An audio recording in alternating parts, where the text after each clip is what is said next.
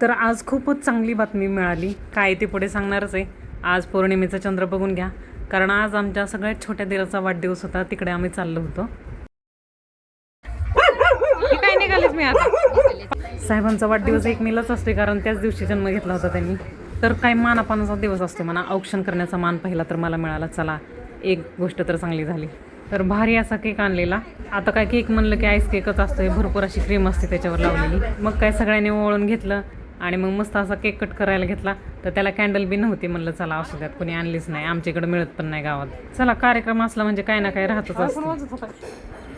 आणि ह्या आमच्या सासूबाई कॅमेरा शूट करेल म्हणून तिकडे तोंड करून उभा राहिल्या.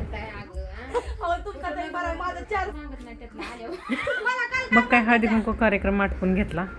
म्हणलं चला, आपली परंपरा सोडता कामा नये.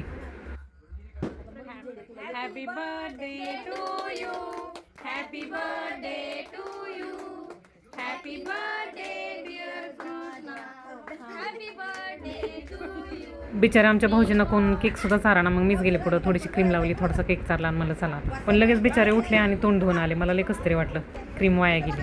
तर चला मग. आणि आज शेवटी फायनली माझ्या मुलाचा रिझल्ट लागला. बिचारा काटावर पास झाले. इतकं खुश झाले ना. पण ह्याच्यातनं हे समजलं की माझ्याकडे काय नाही हे बघण्यापेक्षा काय आहे ते माणसाने अवश्य पाहावं.